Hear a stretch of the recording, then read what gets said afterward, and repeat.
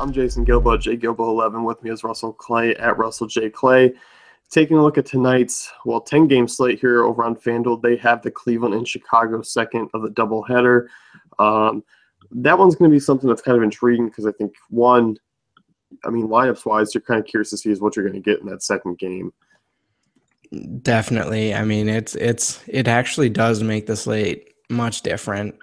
So I think that's definitely something to pay attention to and definitely be in your plans if you're playing two different slates. Don't just go to FanDuel and throw the same lineups in, Yeah, I mean, because one thing that's going to be different is, it's the first game starts at 5:10, the next game's at 8:40. Mm-hmm. You're not getting that lineup out in time for lineup block. So you're taking some risks there if you're taking, players like you take a Jose Abreu, he's in game one, but hey, maybe he sits out game two. You're not going to know. So again, I think I think it's worth, sometimes you see this in other sports too. It's worth the risk. If you could get an Abreu at like 5% because nobody knows, I think those are the types of tournament things you look for, but obviously that's taking a gamble. So you don't necessarily have to do that, but if you want to get weird, for sure. Yeah, because it's an over-under of 9. It's in U.S. Cellular. Eric Johnson versus Cody Anderson. Right. 2 weak arms on the hill. There's a good spot for some offense to be scored, and with no lineups being out, it kind of takes a lot of the ownership down. So I think you can get a little bit different there. Definitely. So we got a Kershaw night 13-2 over here on FanDuel. That leaves you 2,700 for the rest of the way, which isn't that bad price tag on tonight's slate. I don't hate that. It's still not. It's not fun, that's for sure. But I mean, he's just been paying it off every time. So is this different for you than DraftKings then? Yeah, I'm locking in Kershaw. Moving on. I don't mind spinning down to Cueto as well, just because he is a little bit different. But I mean, he only saves me about $1,000 more. Mm-hmm. So I'm going Kershaw. I'm just going to plug him in. I can find those $2,700 bats. Right. So that makes sense. Looking at catcher here, and this one's a little different for me just because Posey is priced as the highest guy there. DraftKings, they put him at a price tag where you could feel better about the risk just because of how good Pomeranz has been this season, but still a lefty matchup for Posey.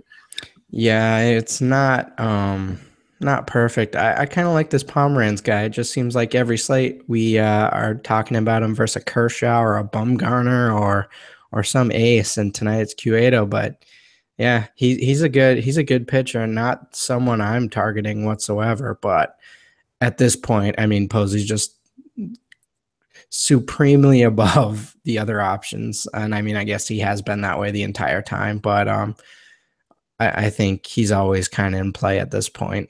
Yeah, I mean, price consider, I think you kind of spin down. I know, we're both on the Royals tonight. 2,800 Salvador Perez going up against Ricky Nolasco. I like that price tag. Definitely. Yeah, Nolasco, 354 WOBA allowed to right-hander since 2014 there. And Perez hitting from that right side. If he's hitting up fifth again, you got to like that spot. Definitely. I think if you spin down, Cameron Rupp, 2,500, decent punt. Obviously hitting high in the order for a catcher. So you always like to see that. But not a perfect matchup. And then JT Realmuto, 2,700. Interesting spin down. Yeah, this is a guy who's hit lefties well. I like him a lot, and he was a guy I forgot to kind of mention on DK. So if you're coming over, I do like him there as well. Realmuto, I mean, hits lefties well. You look at Matt Moore, I mean, just so up and down. I mean, 347 WOBA allowed to right-hander since 2014, 1.27 home runs per 9. It puts some of these Marlins right-handers in a pretty good spot. Definitely. So those are kind of the names I'm looking at. First base, this one's a little bit different. Rizzo 39, Hosmer 4,000. Hosmer's been hitting the ball well. You got Rizzo going up against Wainwright. I mean, these are kind of between my two tonight. I think it's going to be one of those things where I'm going to split. I think I'm going to look at Hosmer a little bit more than Rizzo. I think it's going to be kind of that 60-40 maybe in my lineups as far as, breaking it up a bit if I'm paying up. Yeah, no, I'm with you on that. I might be leaning Rizzo 60-40, but yeah, either way, I mean, same difference. I think they both have pretty solid upside. I love that price for Rizzo. Yeah, I do too. 39, finally getting him below 4K is very nice. Even he's not hitting for average, but he's still putting points on the board. Right. Albert Pujols, 3,500. Obviously capped a little bit. They're going to pitch him differently if Trout's out, but I think he's an intriguing option Yeah, I like down the him. I road a like little Steve bit. Pierce, 3,600. He doesn't quite carry that same points per dollar value like he does over on DraftKings, but still, I think a contrarian look, and still, you're still paying down at first base just because of comparisons to the other price tags. Right. Matt Adams, pretty cheap still for a guy in the Cardinals lineup again. Price down Kozolaki. Um, yeah, I'm just not sure about that. And then I think a real punt, Chris Johnson of the Marlins against Moore. Oh yeah, that's a solid one. Johnson's hit lefties well in his career, and yeah, that's a nice price for him, especially he's hitting kind of right around that fifth spot. Right. So yeah, it's definitely a good call there. Second base here, and Daniel Murphy not quite as priced as highly. It doesn't take such a hefty, salary from your lineup, so I definitely don't mind him as kind of that top option there. I'm not a big fan of Kinsler in his matchup, Cano either. Don't mind Zobrist, but I think he's kind of more of a piece you kind of put in with some of the other Cubs bats. Yeah, I think you want Zobrist in with Rizzo and Bryant. Otherwise, I just think that's kind of how you play the Cubs at this point. It doesn't seem like they either hit or they kind of just don't, I mean, obviously they had that game the other day where Fowler, Bryant did something and nobody else did, but it seems like the trend this year is they kind of go off together or just get shut down. So I'm kind of with that. Looking down here, Dietrich always kind of chilling in play. Neil Walker 2,600. I know the matchup isn't great, but kind of like Daniel Murphy, where all right, I might throw him in. Not a good matchup though, but that's kind of what I'm looking at with him. Yeah, I mean, I like Cesar Hernandez at 2,600. Mm-hmm. A good spot against Pelfrey there. I mean, Pelfrey hasn't been strong versus lefties. 371 will be allowed, so I don't mind hitting second. Howie Kendrick, 28, starting to come around. Hitting the ball a little bit better. Had a nice day yesterday. 2,800 against mediocre lefties. Intriguing, especially if he's hitting around, third or fourth again. Definitely. So, yeah, there's definitely some options you can definitely go with at second base as far as really all over the grid. And with that Cleveland game, I think Kipnis, 3,600, is a guy who steps up and kind of is eyeing me in the face to put him in the lineups, regardless of not seeing if he's going to be in the second game. But he's a guy I expect to. Right. I like that call. Third base here, and this one's kind of got that big grouping together. And Anthony Rendon's been red hot 4K. Him, I think he's more of a GPP option for me. I kind of like spinning down here, but if I think I'm paying up, I think it's still going to be for Longoria at 4K. Right. I'm in agreement there. I mean, obviously Chris Bryant, we already talked about the Cubs a few times. So, but yeah.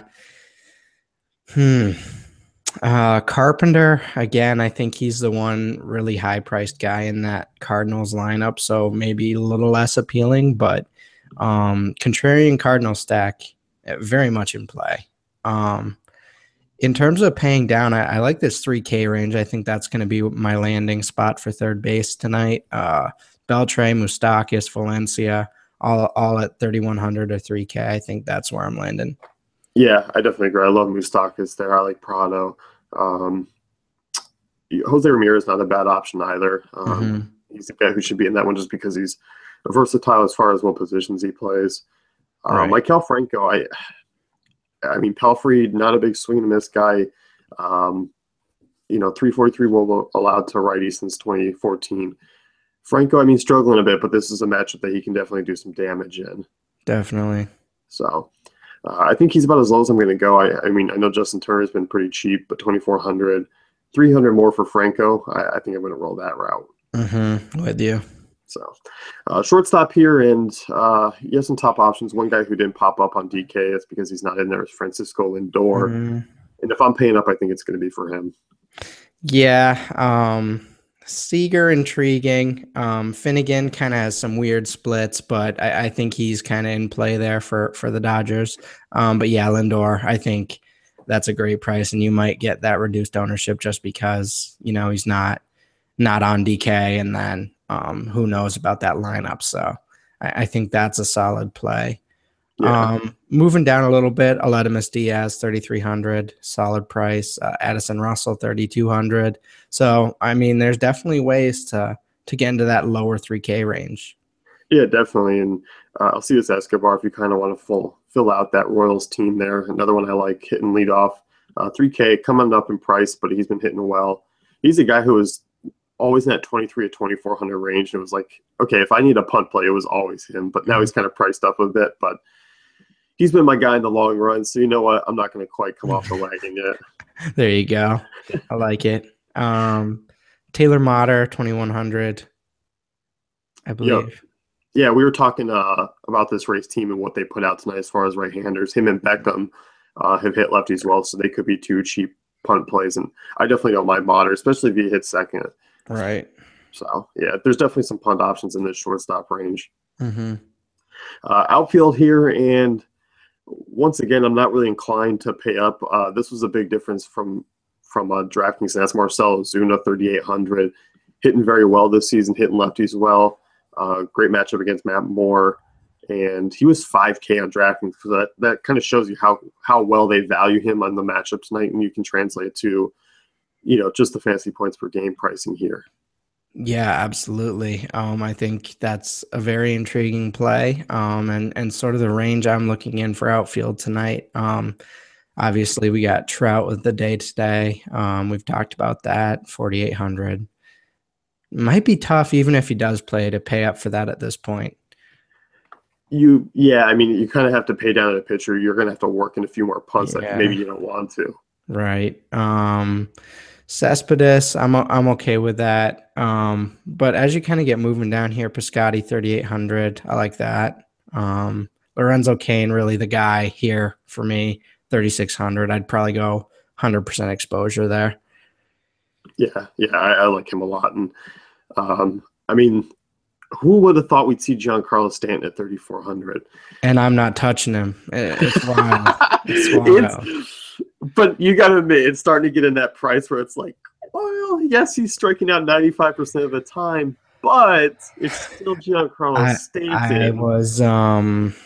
I was doing that the first few games there, and I just watched the strikeouts rack up, and I'm done with that game for now. So Lorenzo Cain. You've burned the bridges, Giancarlo Stanton to Russell Land. It's over. He has a reserve spot when he's ready to come back, but I need a game or two to see that. I mean, I heard something like Pedro Martinez said today that after he got hit in the head or something, like that's kind of when this started. So maybe he just got a concussion or something. I didn't see anything about that. I mean, there's got to be something going on here. Like an all-star doesn't just start striking out every single time, I don't know. I mean, maybe he's trying to lower his FanDuel price because maybe he got to the point where it was just too expensive for him. Maybe. But I mean, I guess I can theorize anecdotally all I want. But the point is he's striking out literally more often than not. So I don't know. Yeah, he's even a little different than Prince for me. There's something wrong. Yeah. But I mean, it's so odd seeing a guy like Odubel Herrera, Brandon Guyer in the same price range as Giancarlo Stanton. So I know it throws me off, but I do like both those guys as well tonight. I mean, Herrera getting a nice matchup against Palfrey. Guyer gets the lefty there, Chen.